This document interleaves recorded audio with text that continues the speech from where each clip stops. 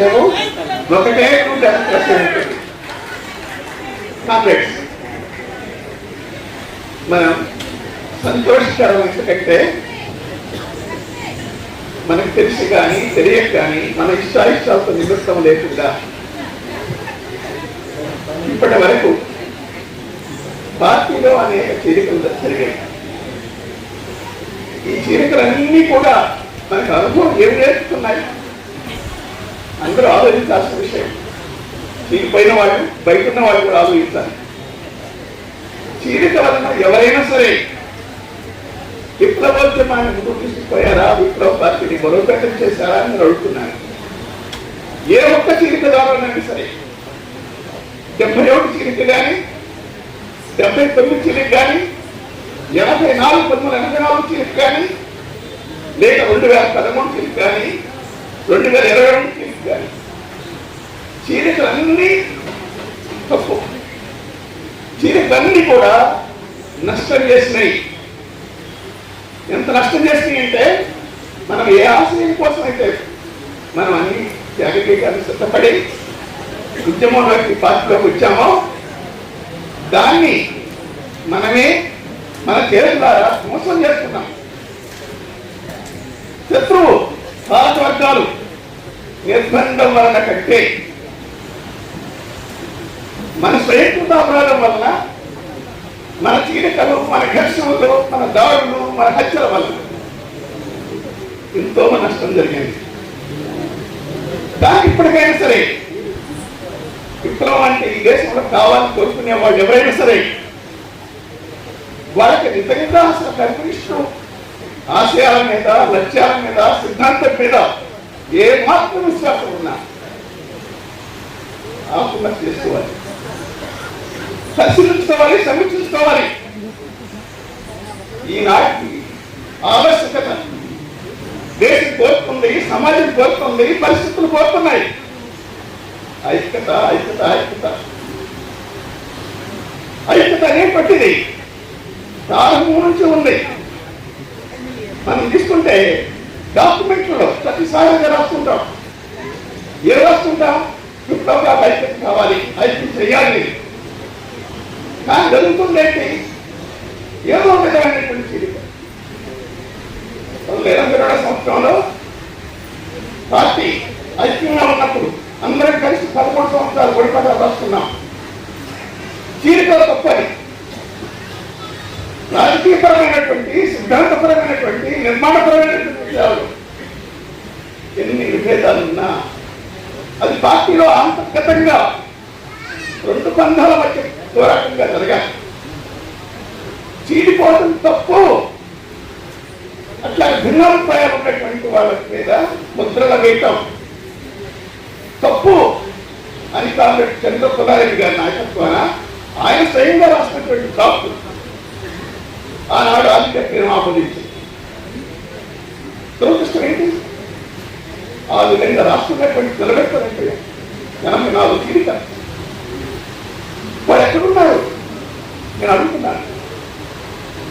ఏమయ్యారు? ఎందుకు అయ్యారు అంటే మార్క్స్ మహోపాధ్యాయులు చెప్పారు, కార్మిక వర్గ లక్షణం ఐక్యత, బూర్జువా లక్షణం చీలిక. మనం బూర్జువా లక్షణాన్ని పట్టబట్టించుకోకూడదు. కార్మిక వర్గ లక్షణాన్ని మనం పట్టబట్టించుకోవాలి. అది మన నియమం కావాలి, మన శ్వాస కావాలి. అందుకే కమ్యూనిస్ట్ ప్రణాళికలో మహోపాధ్యాయులు, మార్క్స్ ఎంగెల్స్లు ప్రపంచ కార్మికులారా, శ్రామికులారా మనం చెప్తాం ప్రజలారా ఎత్తికండి, కానీ మనమే చెడిపోతున్నాం. ఆ చీలికలకి పురుషుగా పడాలి. పడాలి అంటే ఐక్యం కావాలి. కావటమే కాదు, గతంలో జరిగినటువంటి చీలికలు తప్పుగా గుర్తించాలి. తిరిగి మళ్ళీ అలాంటి తప్పు చేయకుండా ఉంటామని చెప్పుకోవాలి. ఆ విధంగా సమీక్షించుకొని ఆత్మహత్య చేసుకోవాలి. ఆ విధంగా చేసుకొని 2 పార్టీలు అయితే ఉంటున్నాయి. 2013 జరిగినటువంటి చీలిక తప్పు తప్పు తప్పు, నష్టం తెచ్చింది, అన్ని విధాలు నష్టం తెచ్చింది.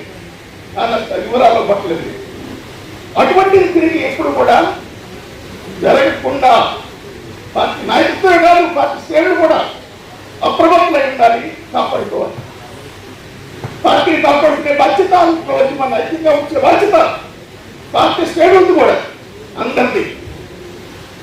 అటువంటి ఐక్యత వైపు మనం ముందుకు పోతున్నాం.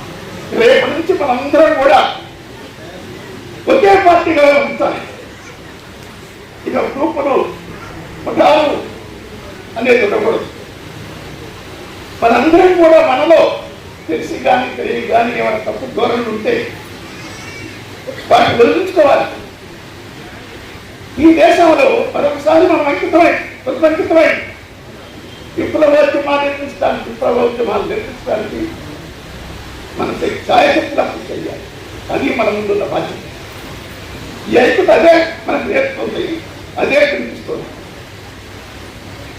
మన పార్టీకి ఒక విశిష్ట లక్షణం ఉంది. దేశంలో అనేక విప్లవ సంస్థలు ఉన్నప్పటికీ కూడా ఏంటి ఆ విప్లవ లక్షణం, విశిష్ట లక్షణం? వాళ్ళ ప్రస్తుత పరిస్థితి ఎట్లా ఉంది అనే దాని మీద మనం ఏమనుకుంటున్నాం? దేశంలో ఫాసిస్టు ఆర్ఎస్ఎస్ బీజేపీ పాలన అవుతుంది. ఆర్ఎస్ఎస్ అనేటువంటిది మన వాద ఫాసిస్టు సంస్థది. అటువంటి ఫాసిస్టు సంస్థగా పిలవటానికి కూడా కొంతమంది వెనకాడుతున్నారు.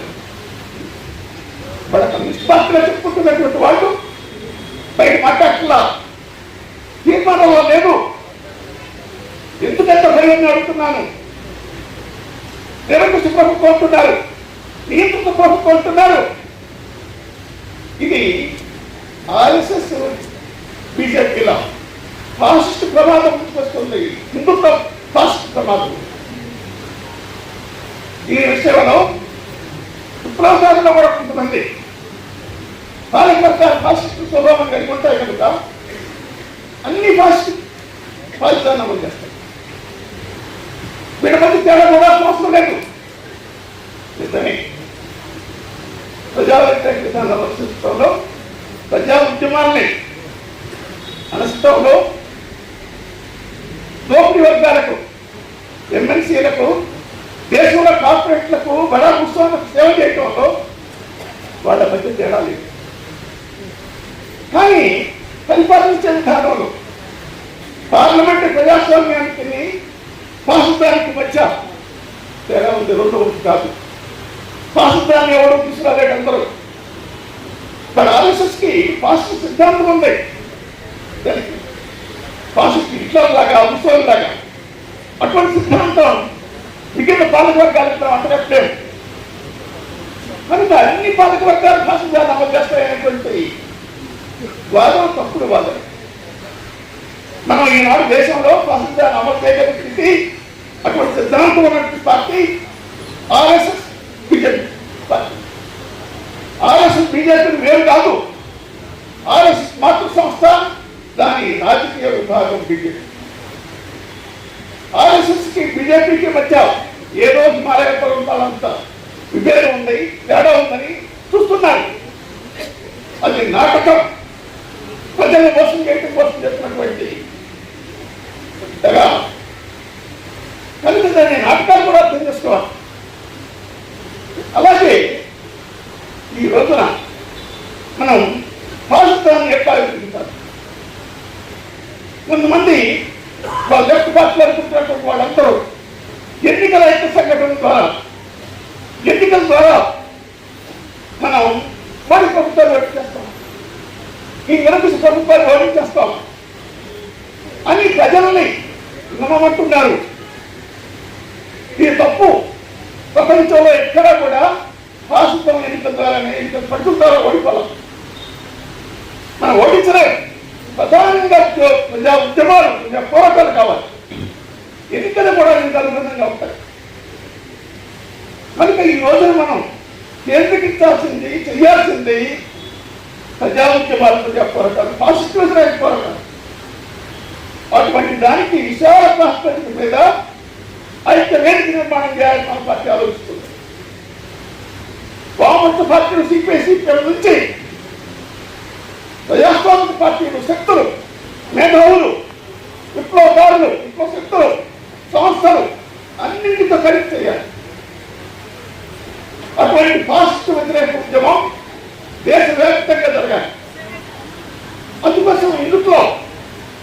విప్లవ సంస్థలు పార్టీలు ముఖ్యమైన పాత్ర నిర్వహించాలి. అది ఐక్యత ద్వారా సాధించగలుగుతాం. అటువంటి ఐక్యత మనం కృషి చేయాలి. అది మన లక్ష్యంగా ఉండాలి. మరి కొంతమంది ఇప్పటికే ప్రతి ఐక్యతను కూడా తుంపెట్టుకొస్తున్నారు. అంటే ఏ మహత్వం భేదం ఉన్నా విధంగా వాళ్ళు భావిస్తున్నారు. భావించినటువంటి పర్వాలేదు. ఆచరణలో ఏమైనా తేడా జరుగుతుందా అని అడుగుతున్నా. చంద్రన్న గారు మాట్లాడుతున్నారు. మరి ఆయన ఏం చేస్తున్నారు? మాట్లాడాలని అంటుంది. చేతలు అడుగుతున్నాం. ఏం తేడా ఉందని అడుగుతున్నాం. నీ ప్రతిఘటన పోరాటం ఎక్కడే అడుగుతున్నాం. అందరూ సైనిక పోరాటం ద్వారానే ఈ దేశంలో మన రాజ్యం వస్తుంది. దీర్ఘకాల సైనిక పోరాటం లేకుండా ప్రజాయుద్ధ బంధాల ద్వారా కాకుండా మన రాజ్యం రాదు. అందుకు సిద్ధం కావాల్సిందే. కానీ వాళ్ళ ఉద్యమం ఏ స్థితిలో ఉంది, ప్రస్తుత పరిస్థితి ఏ విధంగా ఉంది, అటువంటి దానికి మనం ప్రజల్ని నిర్మాణంతో అయినటువంటి మిలిటెంట్ పోరాటాలు సిద్ధం చేయాలి. అందుకు సన్నద్ధం కావాలి. తిట్టుకుంటే రాదు ఒకరికొకరు. కనీసం విప్లవ ఐక్యత కావాలి. లేకపోతే కనీసం ఐక్య కార్యాచరణ కావాలి. అటువంటి దానికి కూడా చొరవ తీసుకుంటున్నాం.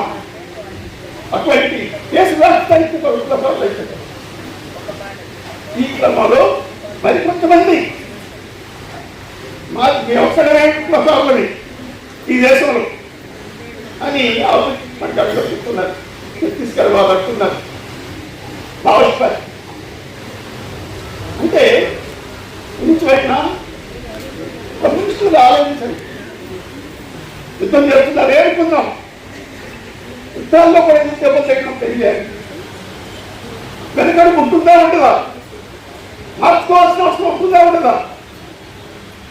అందరూ అయిపోయిన తర్వాత మేము మార్చుకున్నాం సమీక్షిస్తున్నామంటే అది కమ్యూనిస్టులకే అర్థం కాదు. మనకు రాష్ట్ర పార్టీ కూడా ఆలోచించాలి.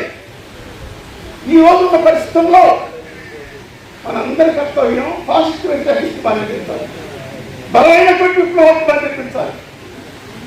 అటువంటి విప్లవోద్యమానికి మేము కట్టుబడి ఉన్నాం. మా పార్టీ ఐక్యత దాన్ని ముందు తీసుకుపోద్దని ఈ సందర్భంగా మనందరం కూడా ఒకే గుర్తుతోటి ఒకే మాటగా ముందుకు నడవాలని